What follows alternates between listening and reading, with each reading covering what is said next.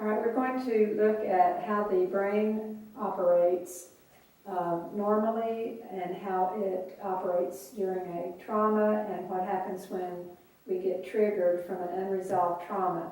So we're going to be looking at 5 levels of the brain. The first level is the attachment center, and this is where we bond with one another, we pay attention to what's important to us and what's personal. The evaluation center has 3 opinions: good, bad, and scary.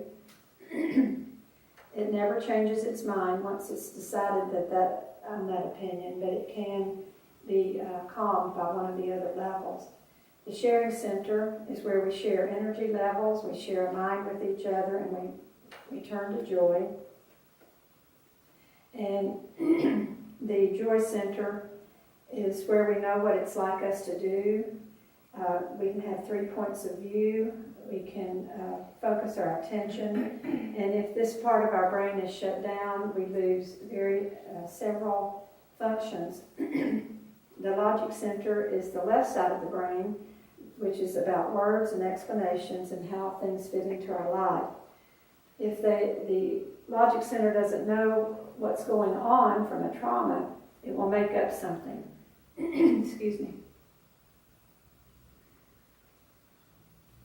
Okay, so first we will look at what is the normal process of how things happen. So the attachment center is going to tell us if this is important to you. Yes, that is important. And what is your opinion of this? It's good. Is this something that you can share? Yes. And what is it like you to do with this? It's like me to drink it, bathe in it, swim in it. Okay. And what can you tell us about this? It's absolutely necessary for life. I need water every day, and the planet needs water to stay alive. And what about what it's in? Anything about that? It's in a plastic bottle. Okay, so words. So the first 4 sections that we're looking at are all on the right side of the brain, and they are all the emotional side. And then the logic side is just about words and explanations. Okay, now we're going to look at what happens when a trauma occurs and what happens in each of the levels of the brain. The first 4 being the emotional side and the logic center being the left side. So we'll look at a trauma where the child is not able to share what happened. So little Susie is sitting on the porch and she hears her parents fighting, which she's heard before, and shortly her dad comes out from the house and gets into his car and drives away.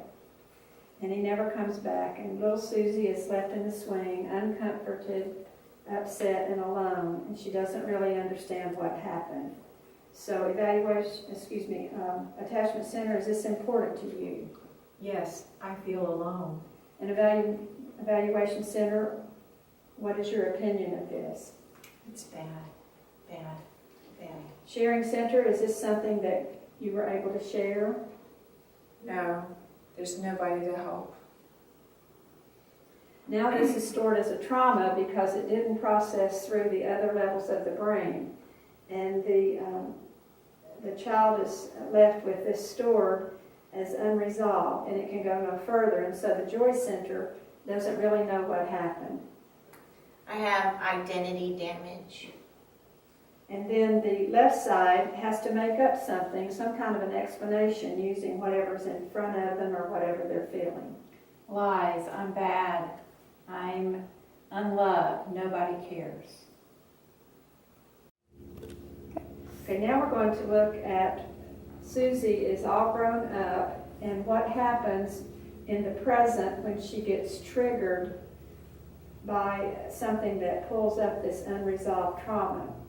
So she's grown up and married, and she seems to get along okay in life, except on Saturdays when her husband goes to play golf. Susie feels extremely sad and upset and sometimes beats up on herself for feeling that way, and other times she feels angry. She doesn't realize that the unresolved trauma of her daddy leaving gets triggered when her husband leaves.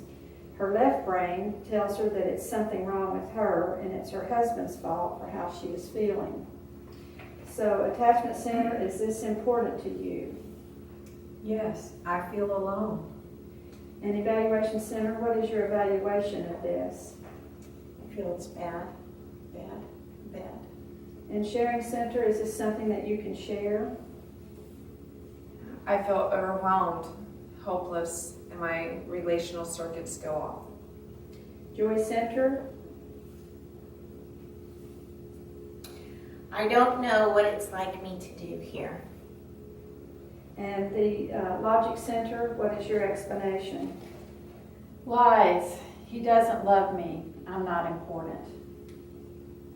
All right, in this scenario, we're going to look at the same thing, but in this time Susie is able to share her upset and not be alone, because her mother comes out after her daddy leaves, and her mother validates her feelings and comforts her and shows her how these kind of feelings can be handled and tries to explain how it will fit into their lives.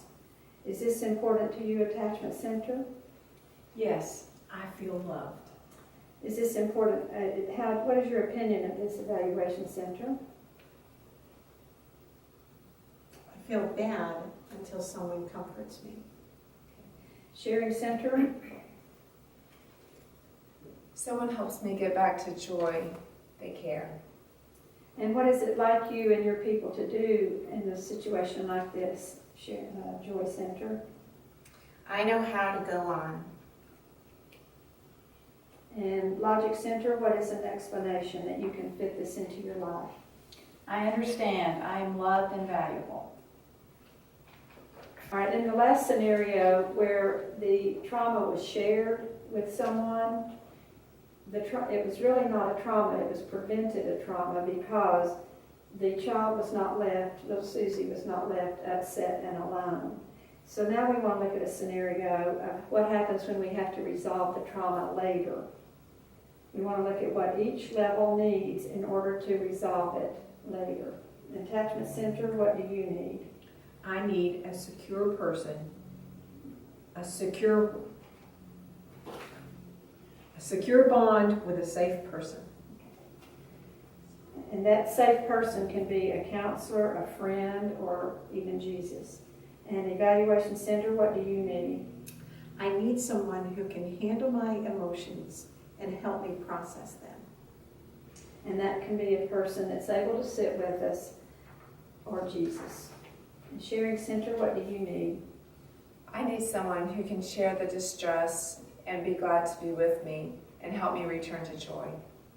This means that someone can sit with us and not fix us and wait to tell us the truth later. And Jesus can also be that. And what do you need, Joy Center?